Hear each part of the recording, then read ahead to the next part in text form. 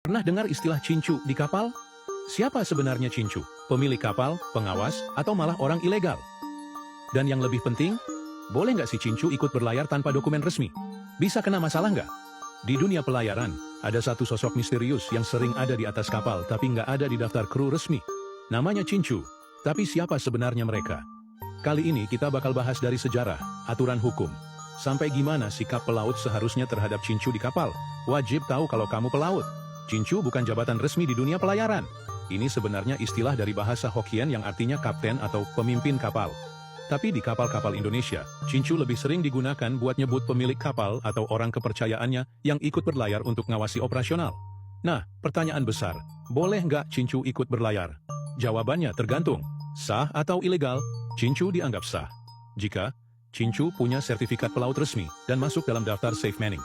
Dia benar-benar punya posisi di kapal, misalnya sebagai nahoda di kapal ikan.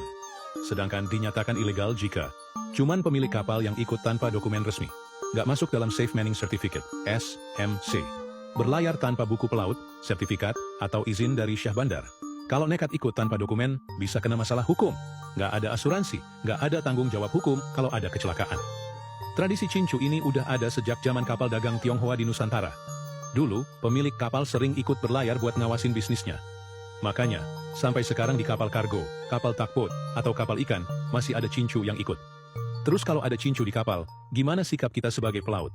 Pertama, hormati dia sebagai pemilik atau pengawas kapal, tapi tahu batasannya. Kedua, utamakan aturan dan keselamatan, bukan asal ikut perintah. Ketiga, kalau ada instruksi yang melanggar hukum atau membahayakan kapal, berani nolak.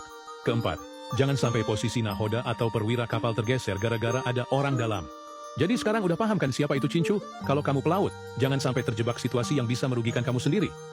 Pernah punya pengalaman dengan cincu di kapal? Tulis di komentar. Dan jangan lupa share ke teman-teman pelaut biar nggak ada yang salah paham lagi.